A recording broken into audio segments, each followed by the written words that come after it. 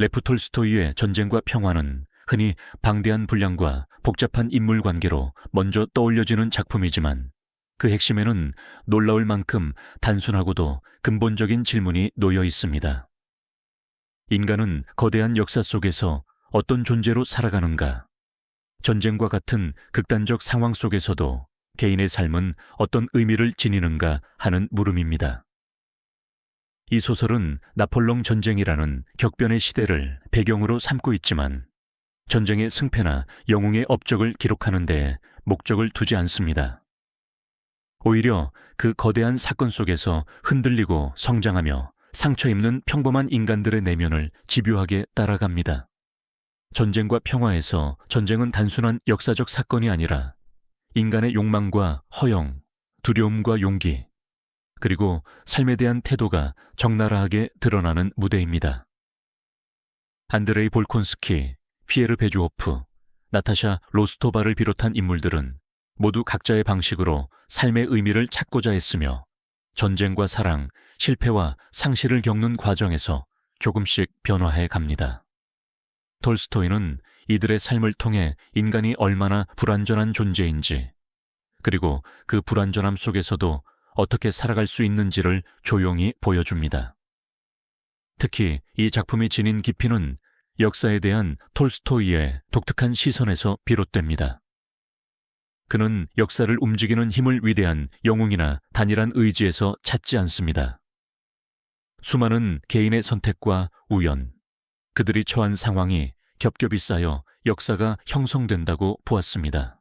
이러한 관점은 나폴롱과 같은 인물을 다루는 방식에서도 분명히 드러나며 독자로 하여금 역사란 무엇인가 라는 질문을 자연스럽게 던지게 만듭니다.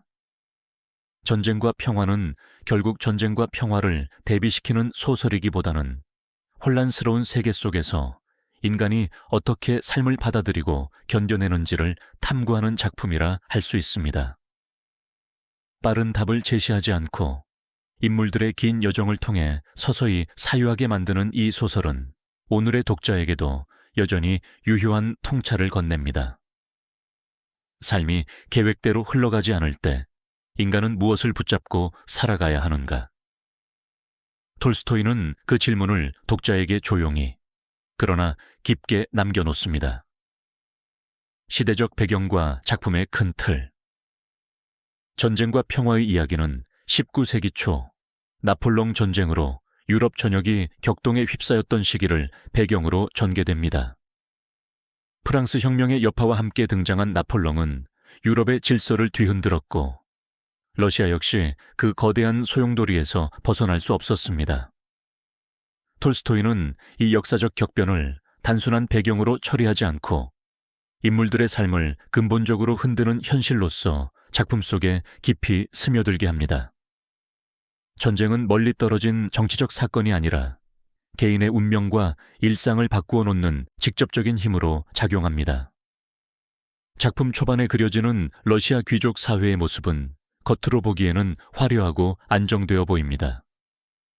사교 모임과 무도회, 정중한 대화와 예절 속에서 인물들은 평온한 일상을 누리는 듯 보이지만 그 이면에는 언제 전쟁으로 불려나갈지 모른다는 불안과 긴장감이 깔려 있습니다. 톨스토이는 이러한 대비를 통해 평화로운 일상과 전쟁의 위협이 동시에 존재하는 시대의 공기를 섬세하게 포착합니다. 귀족 사회의 사소한 대화와 감정의 흔들림조차 전쟁이라는 현실과 무관하지 않게 연결되어 있습니다. 전쟁과 평화의 또 다른 특징은 실제 역사와 허구의 인물이 자연스럽게 결합되어 있다는 점입니다. 나폴롱, 알렉산드르 1세, 쿠투조프와 같은 실존 인물들은 역사적 맥락 속에서 등장하지만 이야기의 중심에는 안드레이, 피에르, 나타샤와 같은 허구의 인물들이 놓여 있습니다. 톨스토이는 이들을 통해 역사가 개인의 삶 속에서 어떻게 경험되는지를 보여주며 역사서로는 담아낼 수 없는 인간의 내면을 서술합니다. 이러한 구성은 톨스토이의 역사관과도 깊이 맞닿아 있습니다. 그는 역사를 위대한 인물이 이끄는 결과로 보지 않았습니다. 수많은 개인의 선택과 망설임, 우연과 필연이 얽혀 만들어진 흐름이 바로 역사라고 보았습니다. 전쟁과 평화는 이 관점을 바탕으로 거대한 사건보다 그 속을 살아가는 인간들의 삶에 시선을 두며 조용하지만 깊은 질문을 던지고 있습니다. 안드레이 볼콘스키 공작은 전쟁과 평화 속에서 명예와 의미 있는 삶을 갈망하는 젊은 귀족 장교로 등장합니다. 그는 사교계의 공허한 대화와 안락한 일상의 염증을 느끼며 전쟁을 통해 자신의 가치를 증명하고자 합니다. 안드레이에게 전쟁은 단순한 의무가 아니라 삶을 단숨에 변화시켜줄 영웅적 무대이자 개인적 성취의 기회로 여겨집니다. 이러한 태도는 당시 귀족 청년들이 품고 있던 이상과도 맞닿아 있으며 그는 스스로를 평범한 삶 너머에 두고자 하는 강한 욕망을 지닌 인물로 그려집니다. 그러나 실제 전쟁은 안드레이가 기대했던 모습과는 전혀 다릅니다. 혼란과 우연, 무의미한 죽음이 반복되는 전장의 현실 속에서 그는 점차 환멸을 느끼게 됩니다. 명령과 계획은 쉽게 무너지고 개인의 의지는 전쟁의 흐름 앞에서 무력해 보입니다.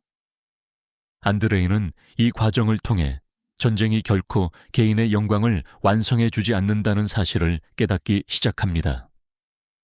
그의 내면에는 이상과 현실 사이에 깊은 균열이 생기며 삶에 대한 확신은 흔들리게 됩니다. 이러한 변화는 아우스터리츠 전투 장면에서 결정적으로 드러납니다. 중상을 입고 쓰러진 안드레이가 넓은 하늘을 바라보는 순간은 전쟁과 평화 전체를 통틀어 가장 상징적인 장면 중 하나입니다. 그가 동경하던 영광과 야망은 끝없이 펼쳐진 하늘 앞에서 한없이 작아 보입니다. 이 장면은 전쟁의 허망함과 함께 인간의 욕망이 얼마나 덧없는지를 조용히 일깨워 줍니다. 전쟁 이후 안드레이는 사랑과 상실을 겪으며 또 한 번의 변화를 맞이합니다. 아내의 죽음, 나타샤와의 만남과 이별은 그로 하여금 삶을 이전과 다른 시선으로 바라보게 합니다. 그는 더 이상 영웅적 명예를 좇지 않으며 삶의 의미를 보다 내면적인 차원에서 찾고자 합니다. 안드레이 볼콘스키는 이상을 향해 나아갔다가 좌절을 겪고 그 속에서 성찰에 이르는 인간의 모습을 상징적으로 보여주는 인물이라 할 수 있습니다. 주요 인물 피에르 베주오프는 전쟁과 평화에서 가장 인간적인 불안과 혼란을 지닌 인물로 등장합니다. 사생아로 태어나 정체성에 대한 확신 없이 성장한 그는 사교계의 규범과 기대에 쉽게 적응하지 못하며 언제나 자신의 위치를 어색하게 느낍니다. 솔직하고 선한 마음을 지녔지만 삶을 이끌어갈 분명한 기준을 갖추지 못한 채 방황하는 모습은 피에르를 불안정한 자아의 상징으로 만듭니다. 그는 무엇이 옳은 삶인지 알지 못한 채 그 답을 찾기 위해 끊임없이 흔들립니다. 그의 삶은 거대한 유산을 상속받으면서 급격히 변화합니다. 갑작스러운 부와 사회적 지위는 피에르에게 안정이 아니라 더 큰 혼란을 안겨줍니다. 그는 막대한 재산을 어떻게 사용해야 하는지, 자신에게 주어진 책임이 무엇인지 알지 못한 채 주변의 기대와 조언에 휘둘립니다. 부는 그를 자유롭게 하기보다는 오히려 더욱 고립시키며 내면의 공허함을 분명하게 드러내는 계기가 됩니다. 피에르의 결혼은 이러한 혼란이 극명하게 드러나는 과정입니다. 사랑에 대한 성찰 없이 이루어진 결혼은 곧 실패로 이어지고 그는 깊은 실망과 자기 혐오에 빠지게 됩니다. 이 시기에 피에르는 삶의 방향을 완전히 잃은 상태로 의미 없는 분노와 허무 속에서 스스로를 소모해 갑니다. 결혼의 실패는 그에게 인간관계와 사랑에 대한 근본적인 질문을 던지게 만드는 계기가 됩니다. 이후 피에르는 프리메이슨에 가입하며 삶의 의미를 찾고자 합니다. 도덕적 수련과 인류애, 자기 성찰을 강조하는 사상은 한때 그에게 새로운 희망처럼 다가옵니다. 그러나 이 또한 완전한 해답이 되지는 못하며 그는 이상과 현실 사이의 간극을 다시 한번 경험하게 됩니다. 그럼에도 이 시도는 피에르가 삶을 진지하게 고민하기 시작했음을 보여주는 중요한 과정입니다. 진정한 변화는 전쟁과 포로 생활을 통해 이루어집니다. 극한의 상황 속에서 피에르는 삶의 본질을 단순하게 바라보게 되며 이전의 혼란에서 서서히 벗어납니다. 고통과 죽음을 가까이에서 경험한 후 그는 비로소 현재를 살아가는 법과 인간에 대한 연민을 배웁니다. 피에르 베주호프는 시행착오와 고통을 거쳐 성숙해지는 인간의 과정을 가장 온전히 보여주는 인물이라 할 수 있습니다. 나타샤 로스토바. 나타샤 로스토바는 전쟁과 평화에서 삶의 생동감과 인간적인 감정을 가장 풍부하게 보여주는 인물로 등장합니다. 작품 초반의 그녀는 밝고 솔직하며 감정 표현에 주저함이 없는 소녀로 주변 사람들에게 자연스럽게 생기를 불어넣는 존재입니다. 계산되지 않은 웃음과 충동적인 행동은 나타샤를 미성숙해 보이게도 하지만 동시에 삶을 진심으로 느끼고 받아들이는 인물로 자리매김하게 합니다. 그녀의 초기 모습은 아직 경험이 부족한 젊음의 순수함을 상징합니다. 나타샤의 삶은 사랑을 경험하면서 급격히 변화합니다. 감정에 충실한 그녀는 사랑 앞에서 쉽게 흔들리고 그 충동은 결국 실수와 후회로 이어집니다. 톨스토이는 이 과정을 도덕적 판단으로 단정하지 않고 성장의 한 단계로서 차분히 그려냅니다. 나타샤의 실수는 그녀의 약함을 드러내지만 동시에 인간이 얼마나 쉽게 감정에 휘말릴 수 있는지를 솔직하게 보여줍니다. 안드레이 볼콘스키와의 관계는 나타샤에게 중요한 전환점이 됩니다. 서로 다른 삶의 경험과 성숙도를 지닌 두 사람의 사랑은 깊은 기대와 설렘을 품고 시작되지만 오해와 선택의 엇갈림 속에서 상처로 남게 됩니다. 이 관계를 통해 나타샤는 자신의 감정이 타인에게 어떤 영향을 미치는지를 처음으로 깊이 인식하게 되며 이전과는 다른 무게의 책임을 느끼게 됩니다. 이후 나타샤는 좌절과 자기 비난의 시간을 겪지만 그 과정에서 점차 회복의 길로 나아갑니다. 그녀는 자신의 잘못을 외면하지 않고 받아들이며 고통을 통해 성숙해집니다. 이러한 변화는 갑작스러운 깨달음이 아니라 시간과 경험이 쌓이면서 서서히 이루어지는 것으로 그려집니다. 톨스토이는 이를 통해 인간의 성장은 실패를 통해 이루어진다는 사실을 조용히 보여줍니다. 결국 나타샤 로스토바는 이상화된 여성상이 아니라 생명력과 현실성을 함께 지닌 인물로 완성됩니다. 그녀는 약하고 흔들리지만 다시 일어설 수 있는 힘을 지닌 존재입니다. 이러한 모습은 전쟁과 평화가 말하고자 하는 인간상과 깊이 맞닿아 있으며 나타샤는 삶을 살아가는 인간 그 자체를 상징하는 인물이라 할 수 있습니다. 로스토프 가문과 일상의 세계. 로스토프 가문은 전쟁과 평화에서 전쟁과 대비되는 일상의 세계를 대표하는 공간으로 그려집니다. 이 가문을 통해 톨스토이는 전쟁이 아닌 평범한 삶의 시간, 가족 간의 애정과 갈등, 기쁨과 불안이 공존하는 현실을 세밀하게 보여줍니다. 화려하지는 않지만 정서적으로 풍요로운 이 가정의 모습은 전쟁이라는 비상한 상황 속에서도 인간이 살아가야 할 일상의 기반이 무엇인지를 생각하게 만듭니다. 니콜라이 로스토프는 이러한 가정에서 성장하여 군인의 길로 나아가는 인물입니다. 그는 용기와 충성심을 지닌 젊은 장교로 조국과 황제에 대한 이상을 순수하게 믿으며 전쟁에 참여합니다. 그러나 실제 전장에서 마주하는 현실은 그의 기대와 다릅니다.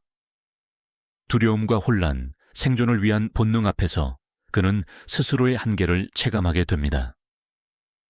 니콜라이의 성장은 전쟁 속에서 영웅이 되는 과정이 아니라 자신의 약함을 인정하고 책임을 배워가는 과정으로 그려집니다. 로스토프 가문의 또 다른 중요한 축은 가문의 흥망과 경제적 몰락입니다. 후한 인심과 낙관적인 성격으로 인해 가문은 점차 재정적 어려움에 빠지며 이는 가족 구성원 모두에게 현실적인 부담으로 다가옵니다. 톨스토이는 이 과정을 과장하지 않고 담담하게 서술함으로써 전쟁이 단지 전장에서만 벌어지는 사건이 아니라 가정의 식탁과 생활 전반에까지 영향을 미친다는 사실을 보여줍니다. 전쟁은 로스토프 가문의 구성원 각자의 삶에 직접적인 흔적을 남깁니다.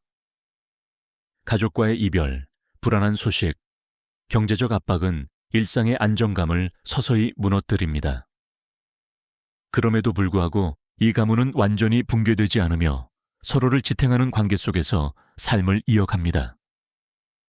이러한 모습은 인간이 극단적인 상황 속에서도 일상을 회복하려는 존재임을 드러냅니다. 결국 로스토프 가문은 전쟁과 대비되는 일상의 가치를 상징합니다. 톨스토이는 전쟁의 거대함보다 그 속에서도 계속되는 삶의 소소한 장면들을 통해 인간 존재의 본질을 비추고자 합니다.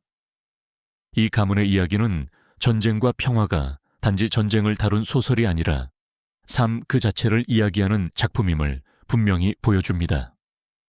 전쟁의 묘사와 톨스토이의 시선. 전쟁과 평화에서 전쟁은 질서정연한 전략의 결과가 아니라 끝없는 혼란과 우연히 겹쳐진 공간으로 묘사됩니다. 톨스토이는 전투 장면을 영웅적 승부의 연속으로 그리지 않고 현장의 소음과 두려움, 오해와 착각이 난무하는 현실로 제시합니다.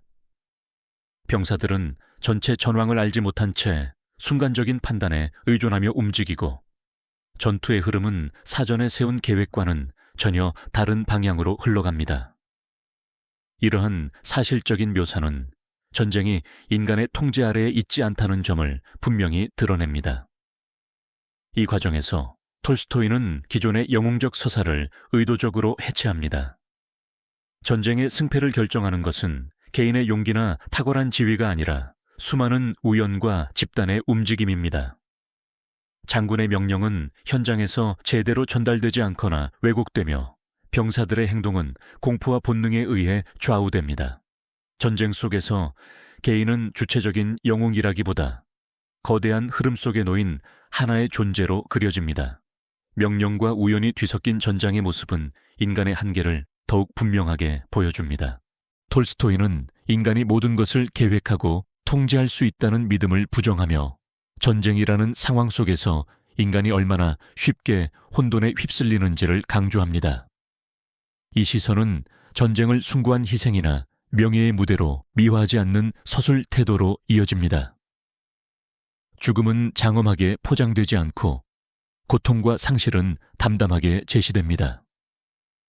이러한 태도는 전쟁의 실상을 있는 그대로 바라보게 하며 독자로 하여금 전쟁에 대한 환상을 거두게 만듭니다. 역사와 인간에 대한 철학적 사유. 전쟁과 평화에서 톨스토이는 단순한 서사를 넘어 역사와 인간에 대한 깊은 철학적 사유를 전개합니다.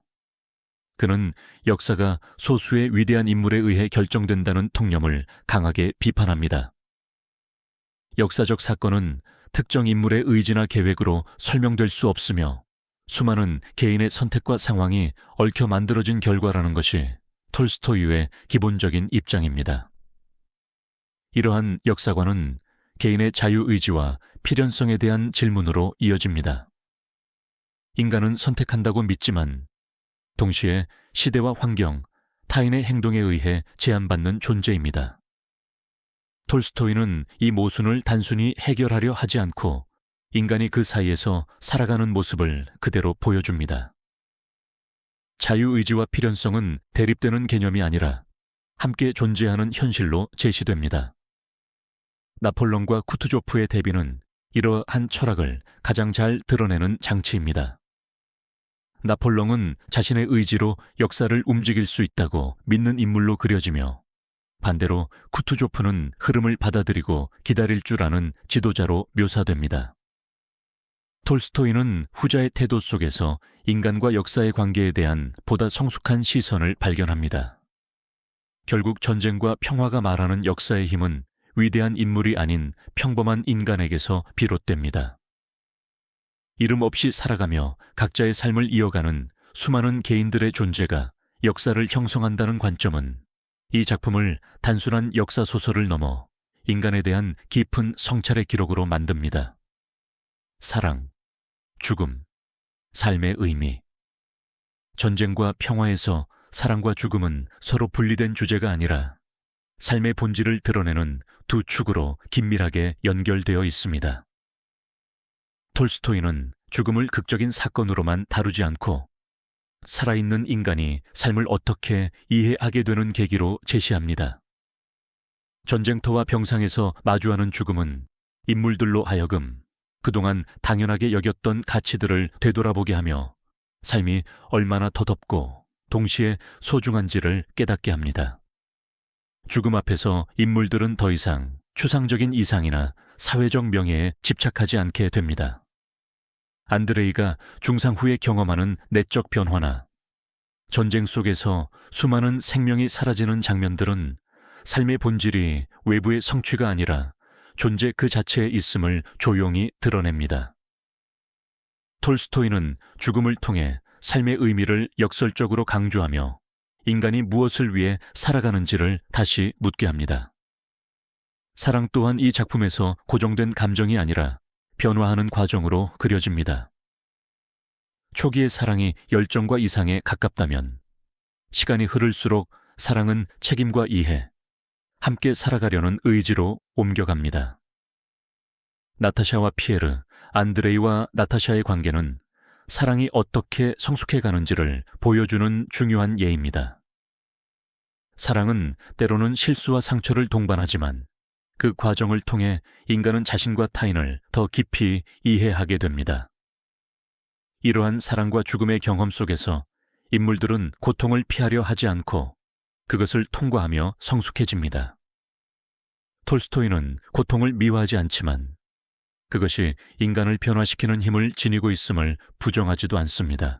상실과 좌절을 겪은 인물들은 이전보다 조용하고 단단한 태도로 삶을 바라보게 됩니다. 결국 전쟁과 평화가 보여주는 삶의 의미는 거창한 목표의 달성에 있지 않습니다. 삶은 계획대로 흘러가지 않으며 인간은 그 안에서 수없이 흔들립니다. 그럼에도 불구하고 인물들은 삶을 있는 그대로 받아들이는 태도에 이르며 그 속에서 비로소 평화를 발견합니다. 톨스토이는 이를 통해 인간이 삶과 화해하는 과정이야말로 가장 깊은 의미를 지닌다고 말하고 있습니다. 결말부의 흐름과 인물들의 도달점. 전쟁과 평화의 결말부는 전쟁의 종결보다 그 이후의 삶에 더 많은 비중을 두고 전개됩니다. 톨스토이는 전쟁이 끝났다고 해서 인간의 고통과 고민이 사라지는 것은 아님을 분명히 합니다. 오히려 전쟁 이후의 삶은 그동안 겪어온 상실과 변화 위에서 새롭게 정립되어야 하는 시간으로 그려집니다. 인물들은 더 이상 극적인 영웅담의 주인공이 아니라 평범한 일상을 살아가는 존재로 돌아옵니다. 피에르와 나타샤의 결합은 이러한 변화의 중심에 놓여 있습니다.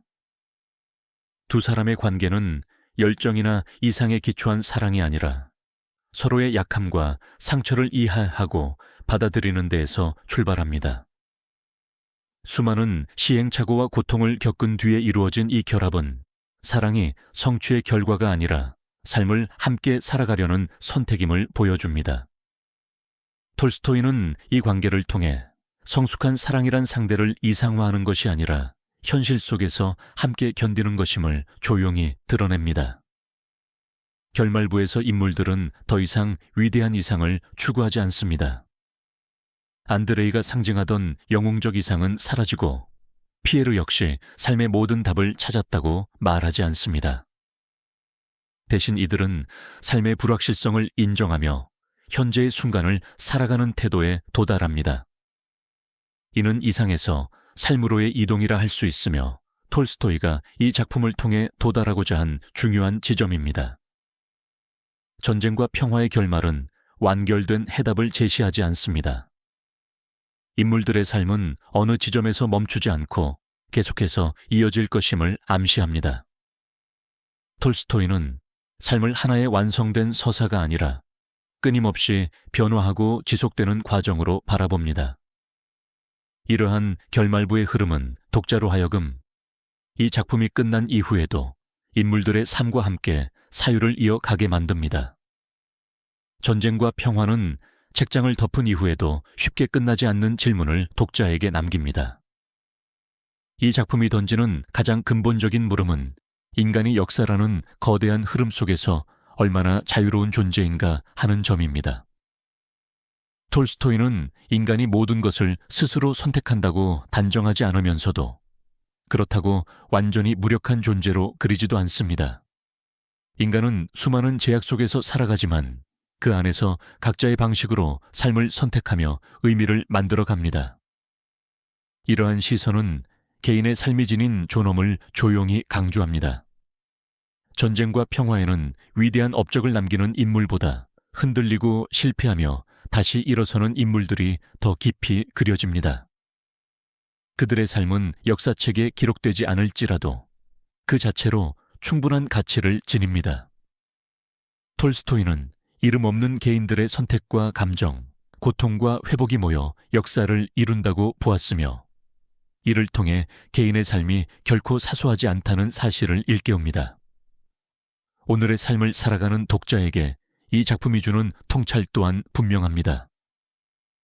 우리는 여전히 예측할 수 없는 변화와 불확실한 현실 속에서 살아가고 있으며 삶은 계획대로 흘러가지 않는 경우가 더 많습니다. 전쟁과 평화는 그러한 상황 속에서도 인간이 삶을 포기하지 않고 일상을 이어가며 의미를 찾아가는 과정을 보여줍니다. 이는 특별한 영웅이 아니라 누구에게나 해당되는 이야기입니다. 결국 이 소설은 전쟁과 평화를 대비시키는 데에서 멈추지 않고 그 너머의 삶을 말합니다. 전쟁이라는 극단적인 상황 속에서도 인간은 사랑하고 고민하며 다시 살아갑니다.